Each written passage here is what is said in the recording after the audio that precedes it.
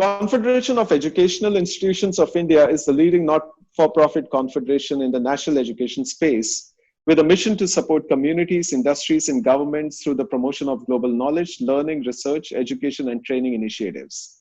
This is Dr. Sandeep Ananthanarayanan. I'm the co-chair for CEII's Special Projects Committee, bringing you this edition of CEII's IVY Sustainable Development Goals Talk Series.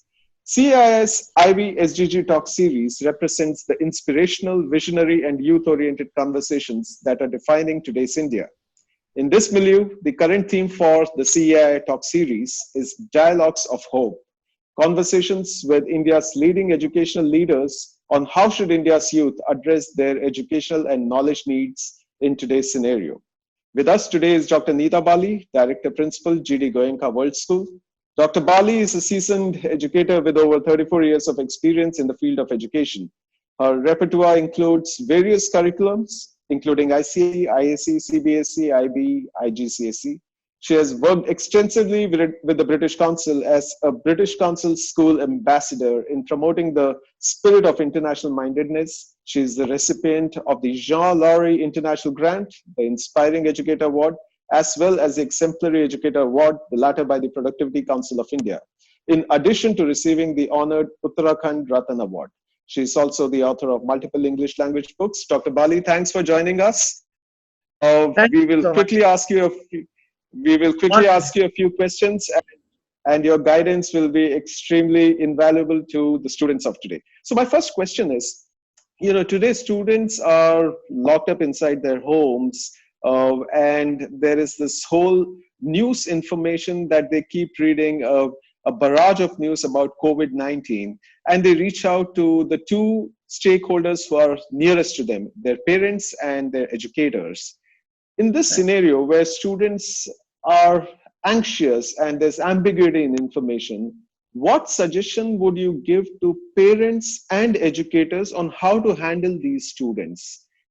How do you respond to the students' questions on COVID-19? To begin with, I'd say everyone's sailing in the same boat, right? I think this is what we need to reiterate and din into our children's head, that we are not one family, we are not 5 families, we are not 10 families, we are not 100 families. There are hundreds and millions of people, not just in India, across the world, who are suffering this scourge. So you're not alone in this. All right? You tell them that we are in this together. I think we need to tell them again and again, we are in this together. It is a global crisis.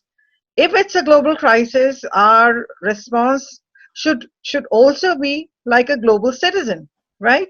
So I think children have to understand the magnitude of the problem. We cannot wish away the magnitude of the problem. Children should know. I hear a lot of parents say, why should we tell children the morbid details? Why should they watch the news? Why should they see people dying? Because it can affect their psyche very, very adversely. Very true, very true. But can we possibly deny them the reality that is around them?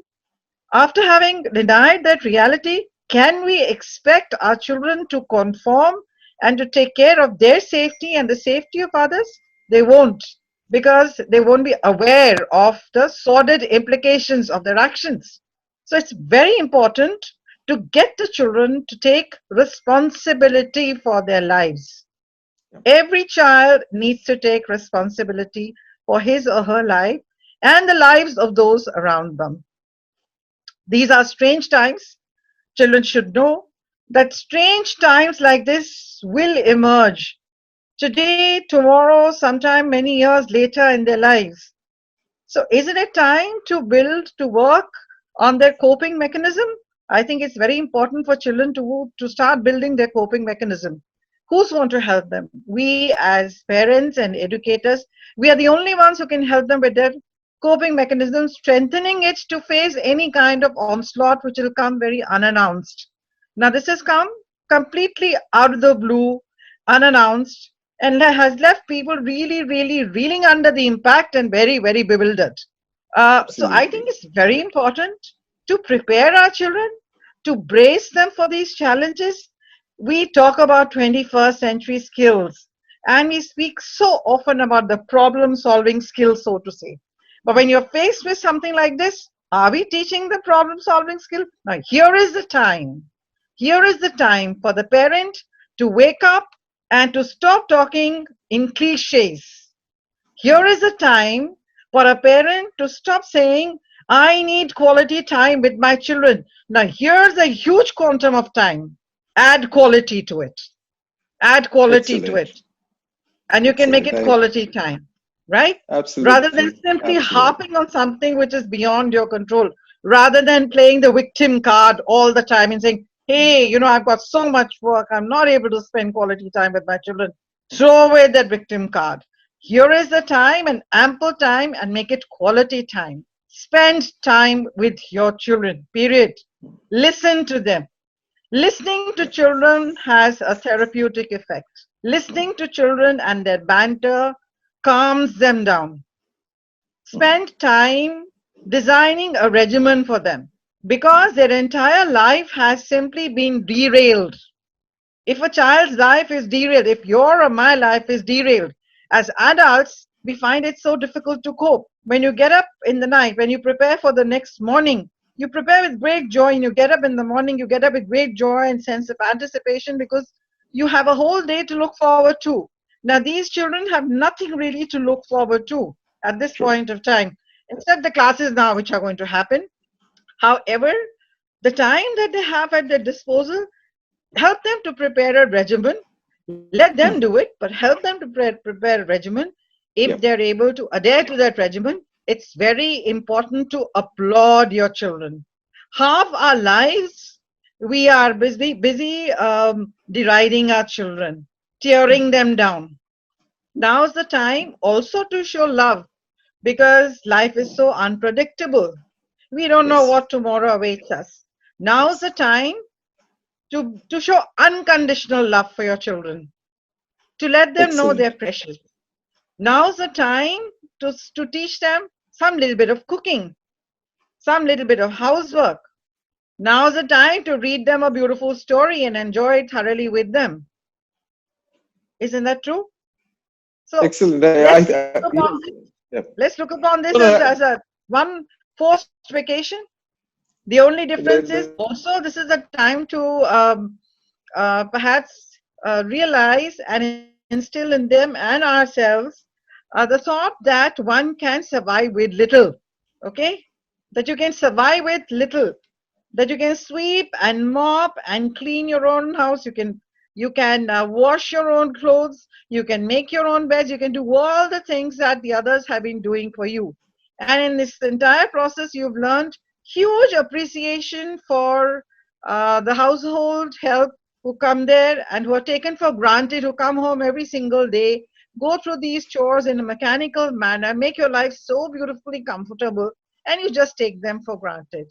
So there is a life beyond that immured castle that many of us live in. very true. Very true.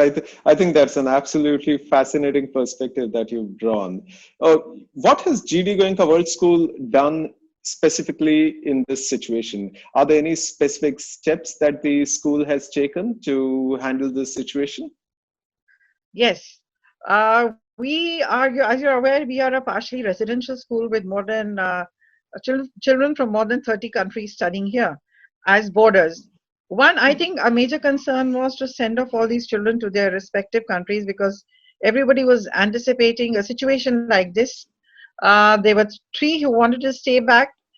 I had taken a full responsibility of keeping them back with me. Little did they know that the exams would be finally scrapped. Eventually, they left. But the entire campus, with the exception of 23 people who are on the campus and who are, for us, it's a luxury to live in this fortress at this point of time. So, because the True. others are not there. But however, having said that, the entire campus is being sanitized and cleaned and all that kind of thing. The first decision that was taken immediately was to ensure the physical well-being of the children and that no one should get infected. So it was very important to remove them from the school campus because all children are going to be in close proximity. Sure. Somebody has a flu, somebody else is bound to catch it. The Absolutely. first, of course, was to remove them from the school campus. A complete decision to shut down the school, the university was taken. So children are at home. The second is children were in the middle of the exams. Some children missed some exams. So e-exams happened. We tried to make concessions for those who could not write their exams. We somehow tried to make concessions for those students. And I think they did fairly well. The third is that we had designed a regimen for them. It was more fun regimen for a few days. Teachers of sport, teachers of art, theater, music, counselors. I would give a lot of credit to counselors who reached out to every family and tried to see if there was a child, because their children were suffering from severe social anxiety at this point of time. It's their social interaction with their peers that gives meaning to their lives. So these children are suffering from severe social anxiety, particularly those who don't have siblings. So such children are suffering from a lot of anxiety. So counselors have reached out one-on-one to all these children. We've had dance classes on Google Spread and Zoom. We've had theater classes. Children have had a lot of fun with art classes. But sixth, we are going to start serious work, which is online classes for the kids. And they're also... Yeah. Yeah, go ahead. Go ahead, please. Go ahead, please. No, Yes. Tell me. There's a question. Yeah, so that was my next question. You know, schools, including yours, are now going on to the online platform. What challenges that you see when you move for in classes? What are the issues that you see you will face? Choosing the right platform is one. Zoom, I'm told, seems to work effectively for small groups of people. That's what I'm told. And I've also read a lot of stories on various groups about intruders who are able to join these Zoom sessions. We are, however, we have trained every single teacher for using Google Hangouts. So we'll be using the Google Classrooms. We are starting with that. Let's see how well it goes, and I'm hoping it should. The challenge, there were a few teachers, particularly in the older bracket, who were resisting technology, but I think they realize the beauty of technology now, because now they know that if you don't learn, you become redundant. So everybody, perforce, is learning, and learning full steam. And everybody seems to be enjoying learning. Now, when we actually execute these classes, that's where the trouble would start. When you can't log in, there will be little glitches. How can we possibly say that we are going to have a seamless set of classes? That's not happening. There will be glitches, technical glitches, which are inevitable, and I think which are a part of how people evolve. But having said that, I think in these 5 days that I've seen teachers training, and the eagerness with which I've seen teachers train, not merely train, they followed up with simulation lessons. Excellent. They went ahead, made videos. They went ahead, had sessions of their own on mindfulness and meditation. So I could see a lot was happening. There was a lot of excitement around this, the online classes and the online interaction. Because since they're confined to they're not interested in movies anymore. They're more interested in this. Apart from that, we have used technology very effectively. We've used social media very effectively. We have a set of very, very bright kids. Some of them are child prodigies. There is the Google Boy of India, Kautilya Pandit, and there's the Google Girl of India, Jia Putela. And then there are some international tennis stars. These children became our COVID-19 warriors. And they have recorded beautiful messages for the world. And we have put them on Instagram and Facebook, and definitely we'd like to share them at many more platforms if you could suggest. We'd love to share them at many more platforms. Some children sang, some children spoke, but very, very beautifully. So I think they realize the seriousness of the situation. They also realize that they are the people who can dispel darkness, that young people can dispel darkness. And they're doing their bit. Yeah. So they are very empowered. Very empowered. Very empowered, and I think the use of technology is also, they're very conversant in it, and students they are digital native. It just comes naturally for them. But having said that, we cannot wish away and should not wish away the personal contact that a teacher brings to a classroom. Yes. Uh, it's a person-to-person contact that is very important in a classroom, and then that can never be wished away in this world. The world thrives and survives because of that personal contact, the sense of empathy, love, affinity with other people, sensitivity towards other people, Yes. sense of becoming responsive citizens. The other thing I'd say, a lot of them are very responsive and Mm. responsible. Those whose parents are able to pitch in, they're trying to provide food and rations to the people who require it. Right. So I think everything which was dormant inside probably is now surfacing. Great. But having said that, yes, being cooped up in the house the whole day is a tough one, even Very for true. So, adults. no, that's very true. That's very true. So, I had one last question. Students who are in 12th grade, now they are probably the ones with the highest anxiety about how their future education will turn out. What will be your advice to these children in the 12th grade who probably are in the transition period to their higher education? What will be your advice to them? I would say anxiety is inevitable. How can you not be anxious when you know your future hangs in the limbo? You don't know what next. But fortunately, there are boards. For example, since we teach the international curriculum, and for that matter, even the national boards, the international boards are the first to come forward. The IB came forward and said no exams. Excellent. Uh, the assessment will be because the assessment was basically based on coursework Mm. and IA's internal assessment. A large component of testing is coursework and IA Mm. component. Mm. Therefore, initially, earlier it was internally assessed Mm. and samples would be picked up and moderated. But now everybody's coursework and internal assessment component is going to be externally assessed by IBO. So they have Okay. resolved this problem very beautifully, Mm. combining that with the child's previous performance and forecast grades or predicted grades. They should be able to arrive at a fairly objective assessment. Mm. Likewise, Cambridge is going to do likewise.